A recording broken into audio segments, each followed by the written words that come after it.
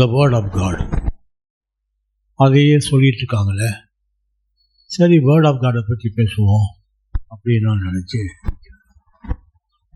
தேவனுடைய வார்த்தை. அப்போ இந்த பைபிள் இருக்க அந்த உலகத்திலே Bible is a gift of God, biggest gift of God. வேதாகமம் தான் மனிதனுக்கு தரப்பட்ட. நான் படிக்கும் பொழுது, இப்பொழுது எத்தனை மொழி என்று தெரியவில்லை, 2016 மொழிகளில் ஒரு புத்தகம் மொழியாக்கம் செய்யப்பட்டிருக்கிறது என்றால்,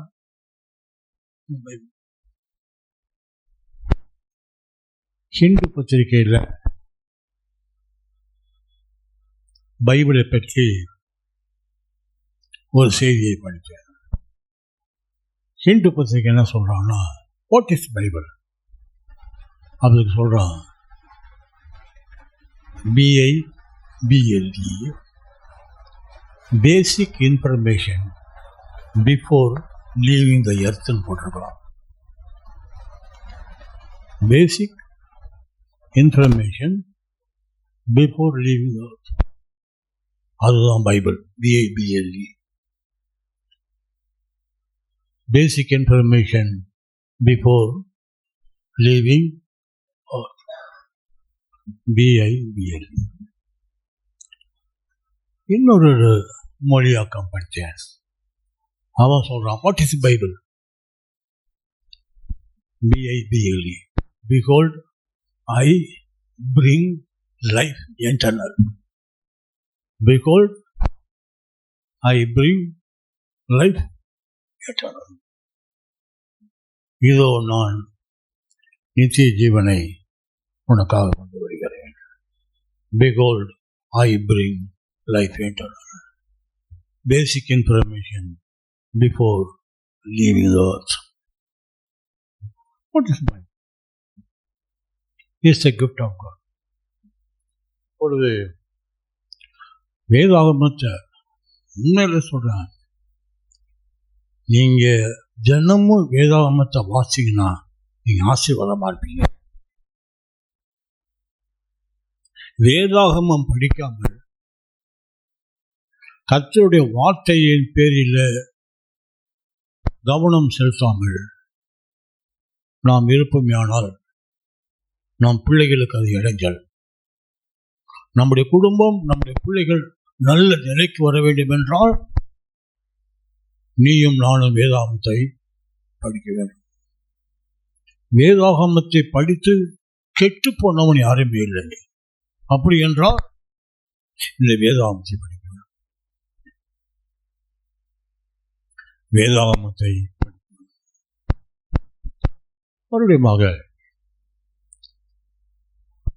4 C வார்த்தையை பயன்படுத்த. C. First, wonderful in compilation, wonderful in communication, wonderful in certitude. மறுபடியுமாக wonderful எல்லா விதத்திலும். wonderful in compilation என்றால் தொகுப்பு. வேதாகமத்து 66 புத்தகங்களை தொகுத்து இருக்கிறான. Author is one. யாரு? Author is one. 2 தீமோத்தேயு 3ஆம் அதிகாரம் 16வது வசனம் வாசிக்கலாம்.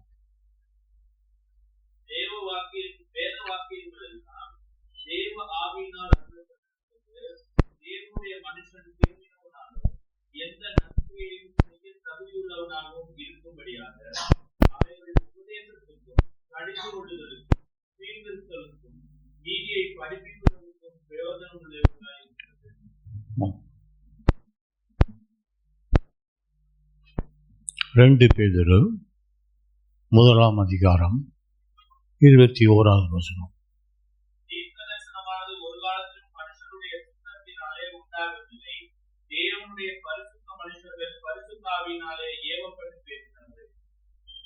பரிசுத்த ஆவியின். ஆகவே ஆத்தர் இஸ் சேம், பரிசுத்த ஆவியானவர்.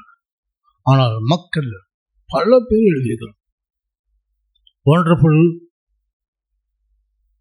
இன் கம்பைலேஷன். உதாரணம், மீன் பிடிக்கிறவனும் வேதாகமத்தை எழுதியிருக்கிறான். ஞான கமாலியல் பாதத்தில் படித்த பவுல் அப்போஸ்தலரும் வேதாகமம், ராஜாக்களும் எழுதியிருக்கிறாங்க. ஆகவே சாதாரணமான மீன் பிடிக்கிறவன், கல்லியா நாட்டில் மீன் பிடிக்கிறவன், அவனுக்கு என்ன தெரியும்? வேதம் சொல்கிறது. மத்தேயு 4ஆம் அதிகாரம் 18 முதல் 22 வரைக்கும்.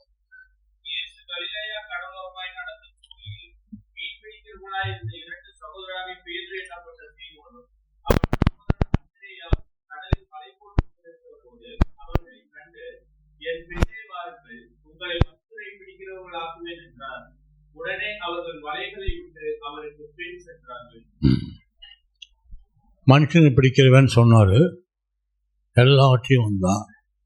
அவன் வேதாகமத்தை அழிக்கான். மீன் பிடிக்கிறவர்கள், அதுதான் 1 பேதுரு 2 பேதுரு வேதாகமத்தை. அடுத்தபடியாக சற்று சிந்தித்திருக்கும் ஒரு ராஜாக்கள் எழுதியிருக்கிறார். உதாரணம், நீதிமொழிகள் 1ஆவது அதிகாரம் 1ஆவது வசனம், முதல் 2 வசனங்கள்.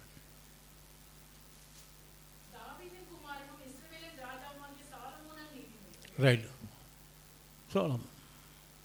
ரைட், உன்னத பாட்டு 1ஆவது வசனம். ரைட், எல்லாமே ராஜாக்கள். சாலமோன் மாதிரி பெரிய ஞானி என்ன இல்லை, யாருமே இல்லை. ஏன்?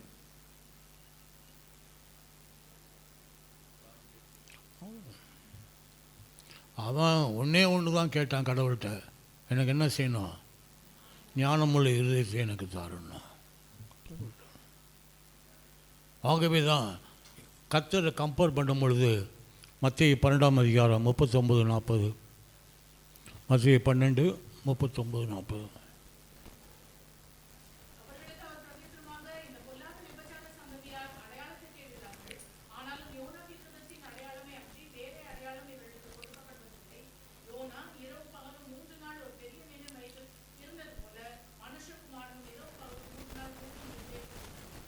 பார்த்தீங்க, தொடரும்.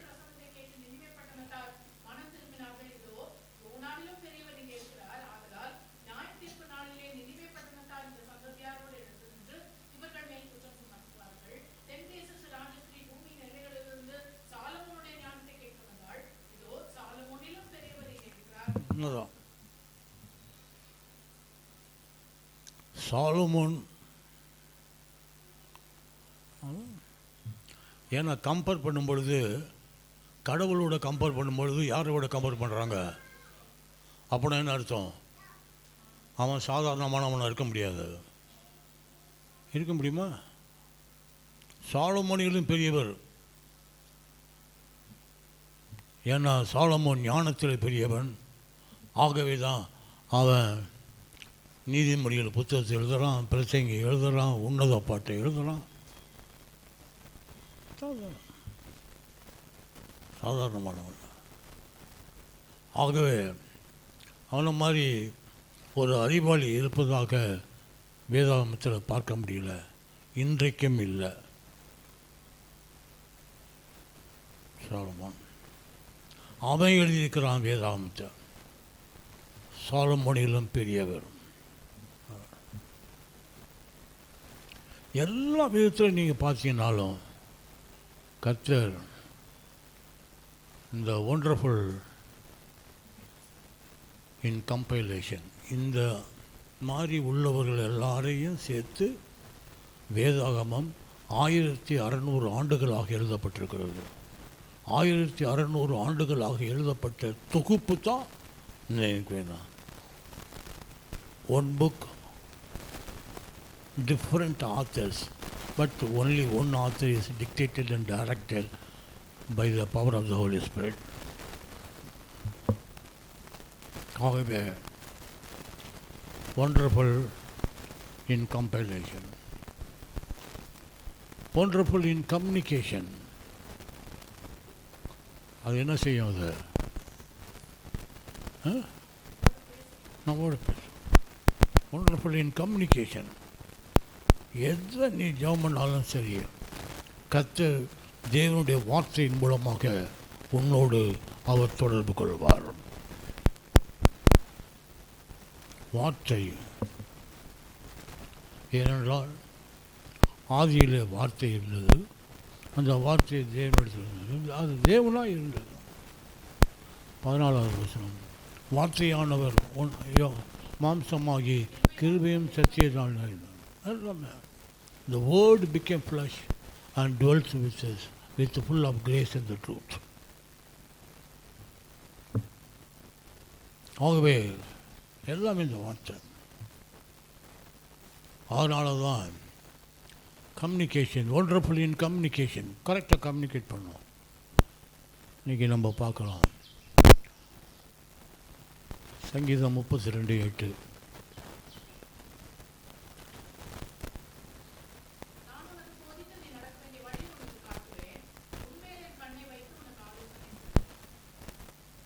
உன் மேலே நான் நடக்க வேண்டிய வழியை என்ன செய்வேன்? இந்த தொடங்கி இருக்கக்கூடிய புதிய ஆண்டில் நீ நடக்க வேண்டிய வழியை கர்த்தர் என்ன செய்வார்? காட்டுவார். நான் எந்த வழியில் செய்வது? இப்பொழுது கடைசியாக 3 பேர் சேர்ந்து பாதை காட்டும் அப்படின்ற பாட்டை பாடினாங்க. அதை நான் கேட்டுக்கொண்டே இருந்தேன். நல்ல அப்போ நினச்சேன், சங்கீதம் 32:8 இல்லைன்னா நான் உனக்கு போதித்து நீ நடக்க வேண்டிய வழியை உனக்கு காட்டுவேன், உன்மேல் என் கண்ணை வைத்து உனக்கு ஆலோசனை சொல்லுவேன். மறுபடியும் ஏனென்றால் இதில் ஹிம்ஸ் இருக்கிறது, ஞானப்பாட்டு எல்லாம் இருக்கிறது. பாதை காட்டு யெகோவா, பரதேசியான நான், பலவீனன் அறிவீனன், இவ்வுலகம் காடுதான், வானாகாரம் வானாகாரம் தந்து என்னை போஷியும், ஜீவ தண்ணீர் ஊறும் முற்றை நீ திறந்து தாருமேன், தீப மேக ஸ்தம்பம் காட்டும் வழியில் நடத்துமேன், வல்ல மீட்பர் என்னை தாங்கும் இயேசுவே, சாவின் அந்தகாரம் வந்து என்னை மூடும் நேரத்தில் சாவின் மேலும் வெற்றி தந்து என்னை சேர்ப்பீர் மோட்சத்தில், கீத வாழ்த்தல் உமக்கு என்று பாடுவேன். இங்கிலீஷ் தான் sir. Guide me, O thou great Jehovah, pilgrim through this barren land. I am so weak, but thou art mighty. I am so weak, but thou art mighty. Hold me with thy powerful hand. Feed me till I want no more. Feed me till I want no more. நான் வேணான்னு சொல்கிற அளவுக்கு என்ன செய்யணும்? தமிழில் translate பண்ண முடியாதா? Guide me, O thou great Jehovah, pilgrim through this barren land. I am so weak, but thou art mighty. Hold me with thy powerful hand. Feed me till I want no more. Feed me till I want no more. நான் வேணாம் அளவுக்கு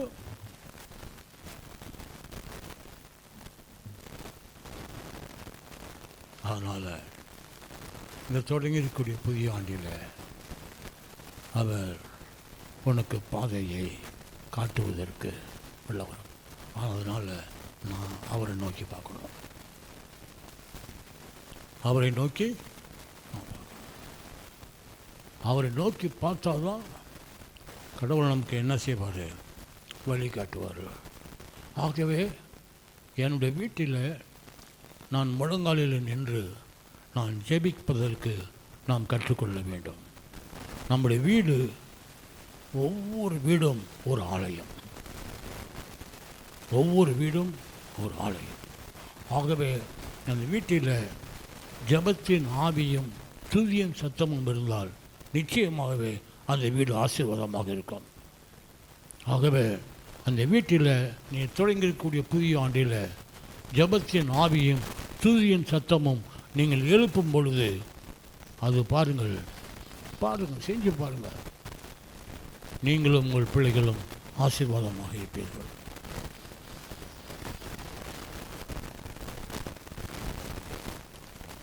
ஒன்றுமே இல்லை, கடவுள் உங்களை உயர்த்துவார். நேற்றைய நாளிலே சொல்லிக் கொண்டிருந்தேன். நான் இங்கிலாந்தில் படிக்கும் பொழுது ஒருத்தர் ஜெகதீஷன் ஒருத்தர் வந்திருக்கான். அவன் இந்தியாவிலேருந்து வந்திருக்கிறான். அவனை பற்றி இந்தியாவை பற்றி நீங்கள் அதிகமாக தெரிந்து கொள்ள வேண்டுமென்றால் அவரை தொடர்பு கொள்ளலாம் என்று சொல்லி டிவியில் நான் வெளிப்பட்டேன். அப்போ ஒருத்தர் சொன்னார் என்னிட தொடர்பு. அப்போல்லாம் ஃபோனெல்லாம் அப்படிலாம் கிடையாது. அவங்க வந்து சொல்லி அனுப்புனாங்க, அவர் எங்கள் வீட்டுக்கு வர சொல்லு அப்படின்னு. அப்போ நான் போனேன். அது கவர்னர் ஜெனரலுடைய வீடு. அந்த வீட்டுக்கு போகக்கூட முடியாது நம்மளால். அங்கே போனேன், உட்கார்ந்தா எல்லாமே தங்கத்தட்டு, தங்க ஸ்பூனு, தங்கத்தில் ஆன அத்தனை பொருள்களும் என்ன செய்யப்பட்டது, வைக்கப்பட்டிருக்கிறது. நான் கப்பு கூட எல்லாமே தங்கத்தில் நம்ம ஒரு பவுன் வாங்கிறதுக்கு எவ்வளோ யோசிப்போமே. இங்கே என்னடா நான் எளியவனை குப்பையில் இருந்தோம், வறியவனை புழுதியில் இருந்தோம். அவனை 113ஆம் சங்கீதம் 6ஆம் வசனத்தில் வாசிக்கலாம்.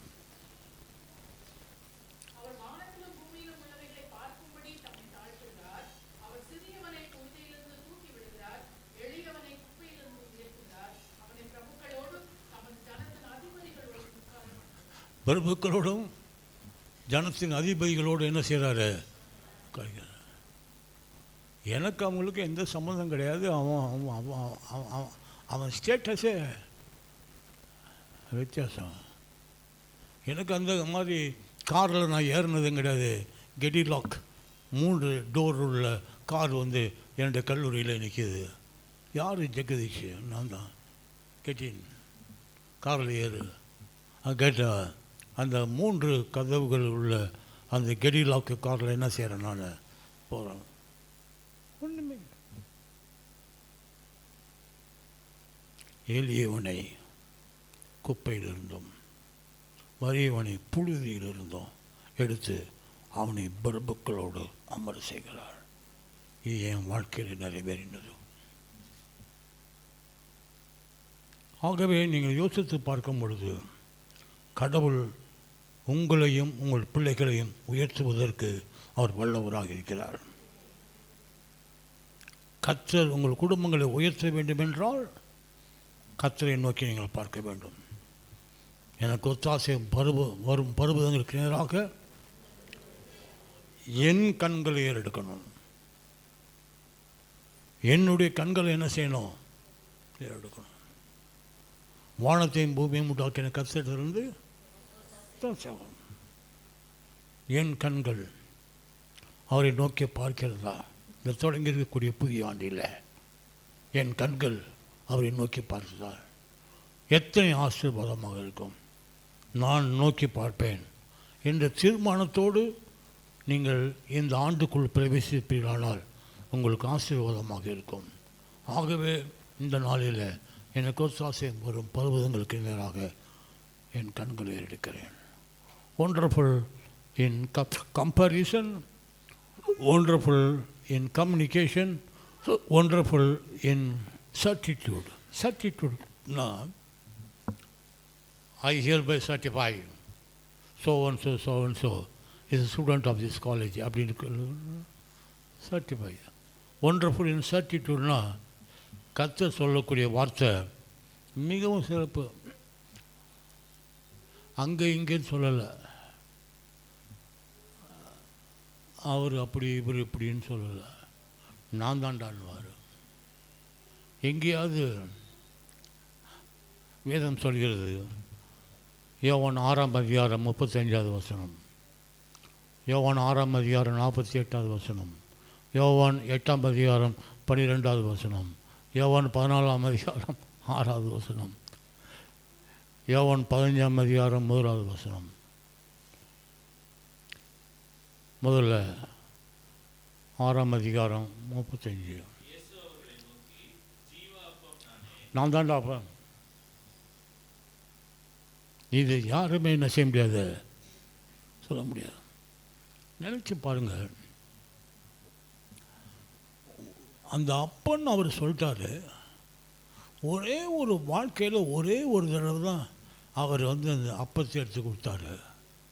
இன்றைக்கி உலகம் முழுவதும் அப்பம் பரிமாறப்படுகிறதுன்னா பிரச்சனை இல்லையா?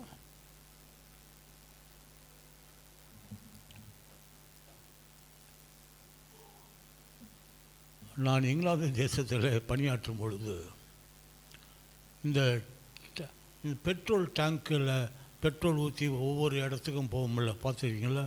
Tank lorry. அது மாதிரி தான் இந்த ஒயின், இந்த திராட்சை ரசம் டேங்கில் வரும் ஒவ்வொரு இடத்துலையும். ஏன்னா ஊரே கிறிஸ்தவன், ஊரே கிறிஸ்தவன். பெரிய பெரிய டேங்க்கு, பெரிய பெரிய இதில் தான் என்ன செய்வாங்க, அதை பிடிக்க வைப்பாங்க. ஏன்னா கியூ நிற்கும். அப்படி என்றால் ஒரே ஒரு நாளில் ஒரே ஒரு சமயத்தில் திருவிருந்து நடத்தினார்.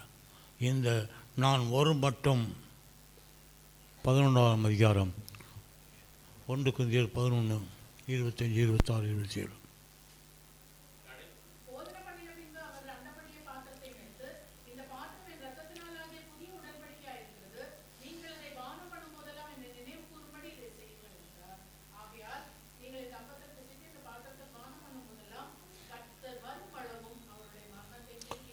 கர்த்தர் வருமளவும்,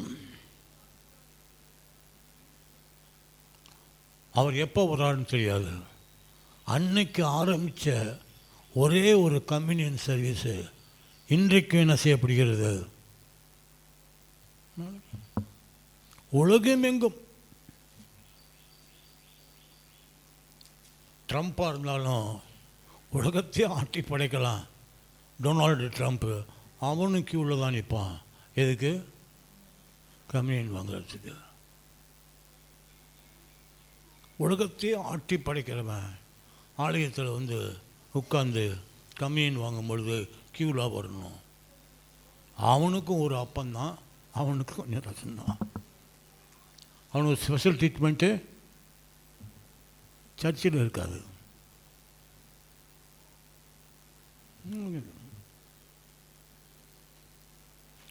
ஒரே ஒரு நாள், இந்த இரத்தத்தின் நாள் ஆகிய புதிய, அதுதான் புதிய உடன்படிக்கை, New Testament. New Testament was born on this day. Communion service எல்லாம் புதிய ஏற்பாடு என்ன செஞ்சிச்சு? பிறந்துச்சு. New Testament was born on the day. ஏனென்றால் என் இரத்தத்தினால் ஆகிய புதிய, அங்கே தான் புதிய உடன்படிக்கைன்ற வார்த்தையை பைபிளில் இருக்குது. ஒரு மனுஷன் ஒண்டர்ஃபுல் இன்சர்டிடியூட், 8ஆம் அதிகாரம் 12, யோவான் 8:12.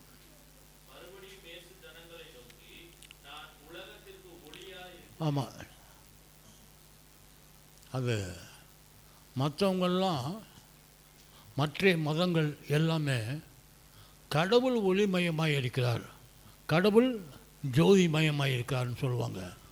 ஆனால் இவர் ஒருத்தர் தான் நான் தாண்டா உலகத்துக்கு ஒளின்னு சொன்னார். அது எப்படிப்பட்ட காரியம்? I am the light of the world.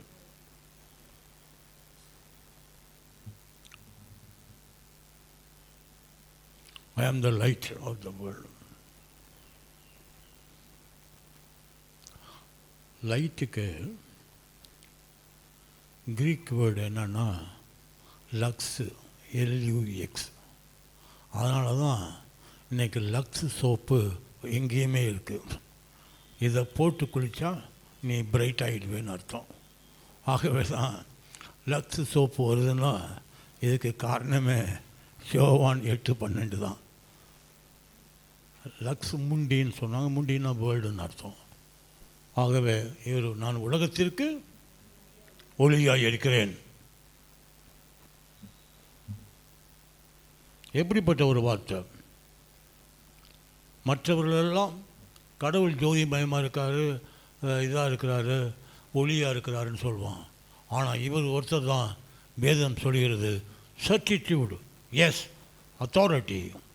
நான் தாண்டா உலகத்துக்கு ஒளி. ஏனென்றால் ஆதியாகமம் 1:3 S, let there be a light. Light is formed. 11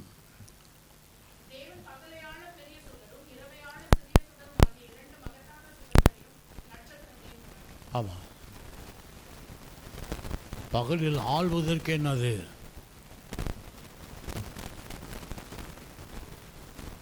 அதனால் அவர் சொல்கிறாரு, ஐ ஆம் த லைட். சர்டிடியூடு என்று அர்த்தம். ஒண்டர்ஃபுல் இன் சர்டிடியூட். யோவான் 10:4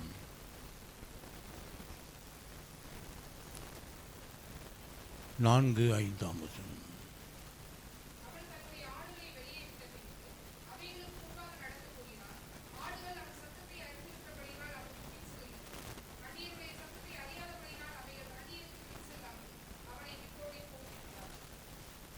வாசிங்க.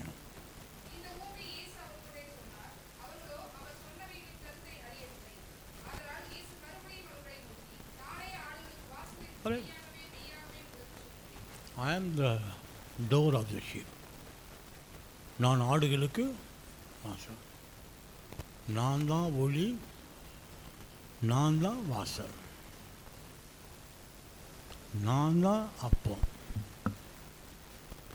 வேறு யார் எந்தமே தன்னை பற்றி சொல்லும் பொழுது இன்னொருத்தரை காட்டிக்கிட்டு சொல்லலை, நான் தான்டா, நான் தான். அப்படி என்றால் ஒண்டர்ஃபுல் இன் சர்டிடியூடு, அதிகாரப்பூர்வமாக, அழுத்தப்பூர்வமாக, ஆணித்தரமாக சொல்லக்கூடிய வார்த்தை தான் சர்டிடியூடு சொன்னார் அவர். சாதாரணமான ஒரு வார்த்தையா? அப்படிப்பட்டவரை இந்த தொடங்கி இருக்கக்கூடிய புதிய ஆண்டில் நாம் பின்பற்ற வேண்டும். அவர் காட்டுகின்ற வழியில் நாம் நடக்க வேண்டும். கர்த்தர் நம்மை ஆசீர்வதிப்பதற்கு வல்லவராயிருக்கிறார். 11 யோவான் 11 10 முடிச்சோம். 10:14.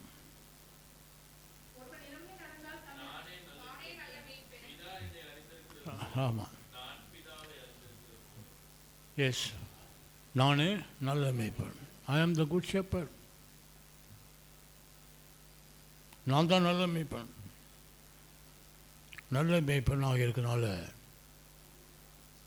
என்னுடைய சத்தத்துக்கு ஆடுகள் என்ன செய்யும்? செவி கொடுக்கும். நான் நல்ல மேய்ப்பன். ஆகவே இந்த தொடங்கியிருக்கக்கூடிய புதிய ஆண்டில் கர்த்தர் நமக்கு மேய்ப்பராக இருக்கிறார், நம்மை வழிநடத்துவதற்காக இருக்கிறார்.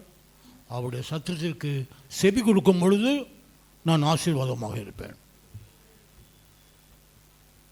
கர்த்தர் நம்மை அழைக்கிறார், நம்மளை பேர் சொல்லி அழைக்கிறார். ஆடுகள் என் சத்தத்தை கேட்கும். மறுபடியும் 14 அதிகாரம் 6 எஸ், நான் தாண்டா வழி. வழி, ஐ am the way, I am the truth. என்ன இருக்கு?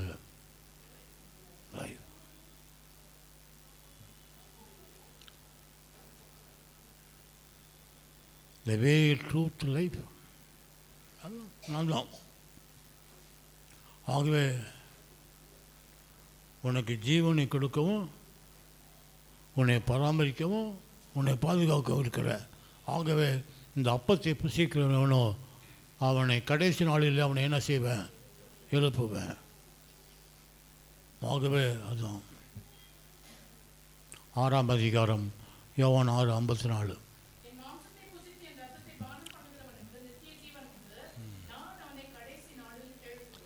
நித்திய ஜீவன் உண்டு, கடைசி நாளில் அவனை எழுப்பவும் முடியுது. எப்படிப்பட்டவன்! ஆகவே யோசித்து பார்க்கும் பொழுது கடவுள் நம்மை பலப்படுத்துவதற்கு வல்லவராக இருக்கிறார். நம்மை காண்கிற தேவன், நம்மை வழிநடத்தக்கூடிய தேவன் அவர்தான். நான் தான் வழி, நான் தான் சத்தியம், நான் தான் ஜீவன். ஆகவே இந்த சர்டிடியூடு ஒண்டர்ஃபுல். இந்த வேதாகமம் ஒண்டர்ஃபுல் இன் சர்டிடியூட். யாரோ ஒருவரை காட்டவில்லை, எங்கேயோ இருக்கிறதை காட்டவில்லை, நான் தான். ஆகவே ஆணித்தரமாக, அழுத்தபூர்வமாக, அதிகாரபூர்வமாக, அத்தாரிட்டி. ஏனென்றால் அவர் வேத பாதகரை போல் போதியாமல் அதிகாரமுடையவராய் போதித்தார். மத்தேயு 7:29.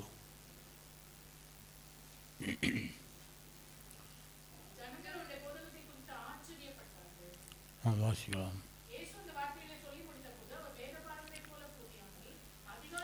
Yes, he speaks with authority.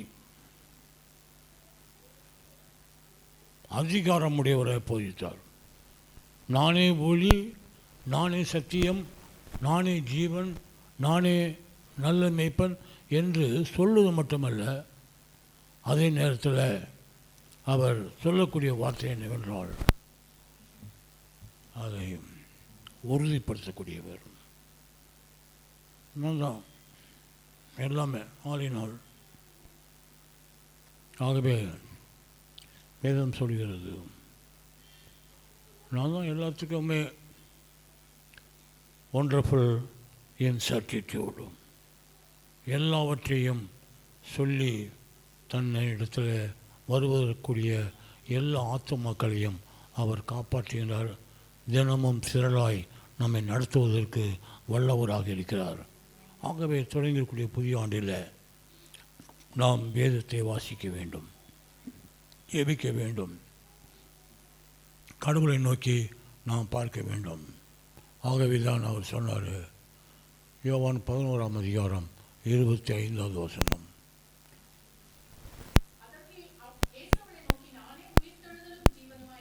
Right, நான் தான் உயிர்த்தெழுதல், நான் தான் ஜீவன். ஆகவே அவர் தன்னை அறிமுகப்படுத்தும் பொழுது வேறு ஏதோ ஒன்றை சொல்லவில்லை, தன்னை பற்றி சொல்றார். இந்த தொழுவத்தில் அல்லாத வேறு ஆடுகளும் உண்டு, அவைகளும் என் சத்தத்தை கேட்கும். அப்பொழுது ஒரே மந்தையும் ஒரே மேய்ப்பனுமாகும். யோவான் 10:16.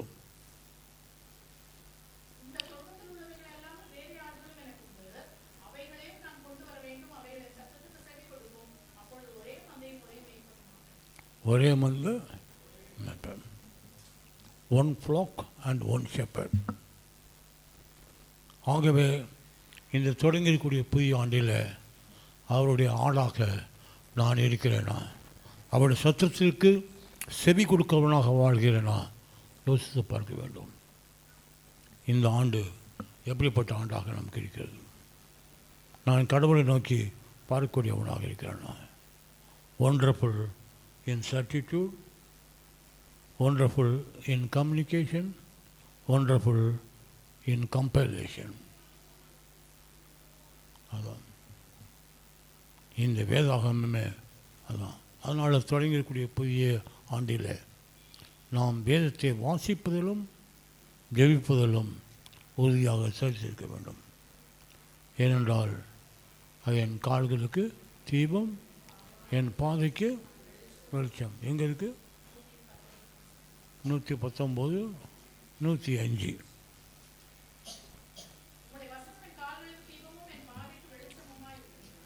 எஸ்.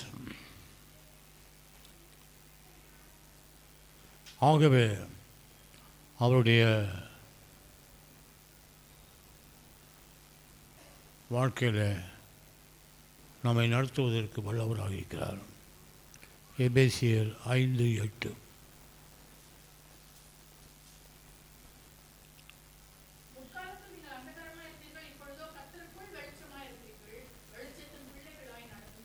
வெளிச்சத்தின் சில்ட்ரன் ஆஃப் த லைட், வெளிச்சத்தின் பிள்ளைகளாக நான் நடக்க வேண்டும் என்றால் இந்த வேதாகமத்தை நான் படிக்க வேண்டும். நான் கிறிஸ்துவை விசுவாசிக்க வேண்டும். கிறிஸ்துவின் பேரில் நான் நம்பிக்கை கொண்டவனாக இருக்கிறேன். கடவுள் என்னை வழிநடத்துவார், கடவுள் என்னை பலப்படுத்துவார், கடவுளின் தேவைகளை சந்திப்பார். கர்த்தரினுடைய தேவைகளை சந்திப்பது மட்டுமல்ல, அதற்கு எல்லாவற்றையும் செய்ய அவர் வல்லவராகவும் இருக்கிறார். அந்த நம்பிக்கை நமக்கு தேவை. இந்த தொடங்கக்கூடிய புதிய ஆண்டில் நம்மை நடத்துவதற்கு அவர் வல்லவராக இருக்கிறார். அதுதான் இந்த நாளினுடைய செய்தியே. ஆகவே நம்முடைய வாழ்க்கையை குறித்து சற்று நாம் சிந்தித்து பார்க்க நாம் அழைக்கப்படுகிறோம். வேதாகமே தான். Old Testament is the root, New Testament is the fruit. Old Testament, root. New Testament, fruit. Root இல்லாமல் ஃப்ரூட் என்ன செய்யாது? வராது. அதனால தான் வேதம் சொல்கிறது, 1 யோவான் 15:1, நானே மெய்யான சரி, நான் தான். அதெல்லாம் ட்ரூலி அத்தாரிட்டேட்டிவ், ஆத்தென்டிக் ஸ்டேட்மெண்ட். நல்லா சொல்கிறாரு, நானே மெய்யான.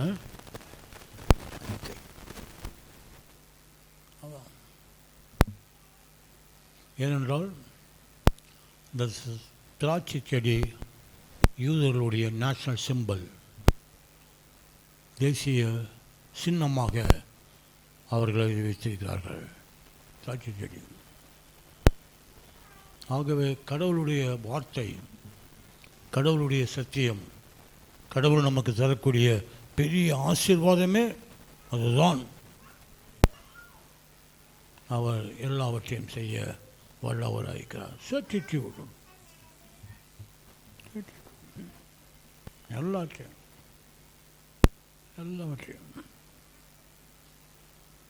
எல்லாவற்றையும் செய்வார். அவரால் செய்ய முடியாதது ஒன்றுமில்லை. ஆகவே எல்லாம் லூக்கா 1 37-38 பயன்பாடு போதும். தேவனாலே கூடாத காரியமே ஒன்றுமே கிடையாது. உன்னை பலப்படுத்தக்கூடியவராக இருக்கிறார், உன்னை பாதுகாக்கக்கூடியவராக இருக்கிறார், உன்னை வழிநடத்தக்கூடியவராக இருக்கிறார், உனக்கு ஒளியை காட்டக்கூடியவராக இருக்கிறார். அவருடைய வார்த்தைக்கு நான் செவி சாய்க்கும் பொழுது அபரிதமாகவே கடவுள் தொடங்கியிருக்கக்கூடிய புதிய ஆண்டில் நம்மை ஆசீர்வதிப்பதற்கு அவர் வல்லவராக இருக்கிறார். அவருடைய சத்தத்திற்கும் செவி சாய்க்க வேண்டும். சாயும் பொழுது பெரிய காரியம்.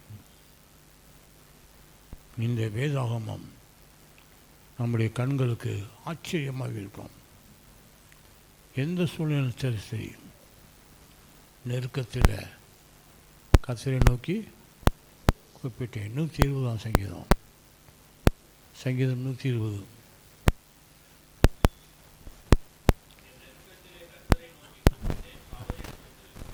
ரைட். நெருக்கத்தில் நமக்கு நெருக்கம் இருக்கும். இந்த தொடங்கியிருக்கக்கூடிய புதிய ஆண்டில் நமக்கு நெருக்கம் இருக்கும், நமக்கு போராட்டங்கள் இருக்கும், நமக்கு பிரச்சனைகள் இருக்கும். ஆனால் நெருக்கத்தில் கர்த்தரை நோக்கி கூப்பிட்டேன், அவர் என்ன செய்வார்? கர்த்தர் செவி கொடுக்கிறாராம். கர்த்தர் கேட்பார். கர்த்தர் வழிநடத்தக்கூடிய வல்லவராக இருக்கிறார். ஆகவே தொடங்கியிருக்கக்கூடிய புதிய ஆண்டில் என்ற கஷ்டங்களே இருக்காதா? இருக்கும். துன்பங்களே இருக்காதா? இருக்கும்.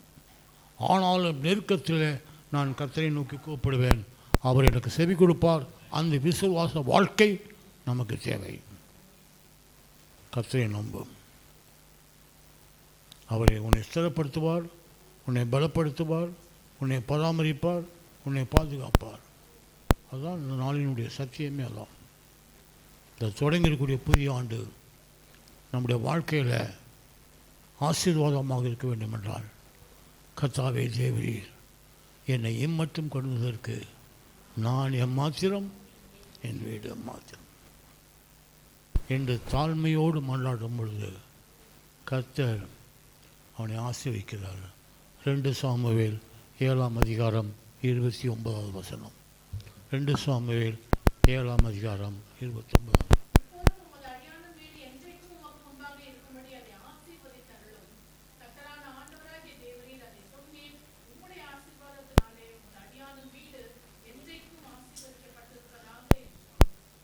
என்றைக்கும் சொல்கிறான், என்றைக்கும் என் வீடு என்ன செய்யும்? ஆகவே நம்முடைய இல்லங்கள் அதில் மறுபடியுமாக சொல்ல வேண்டியது, ஜபத்தின் ஆவியும் துதியின் சத்தமும் உன் வீட்டில் எழுப்பப்படும் பொழுது உமது அடியானுடைய வீடு, அப்படிதான் கடவுளுடைய வீடாகவே மாறும். அப்போ தான் கடவுளுடைய இல்லமாகவே உன்னுடைய வீடு இருக்கும். ஆகவே அவருடைய சத்தத்திற்கும் நாம் செவி சாய்க்கக்கூடியவர்களாக நம்முடைய வாழ்க்கையின் பயணத்தில் நம்மை ஒப்பு கொடுத்து, இந்த தொடங்கக்கூடிய புதிய ஆண்டு கர்த்தாவே எனக்கு ஆசீர்வாதமாகவே இருக்க நீர் கிருபை செய்யும். கனமும் மகிமையும் உம்முடைய கரத்திலிருந்து தான்.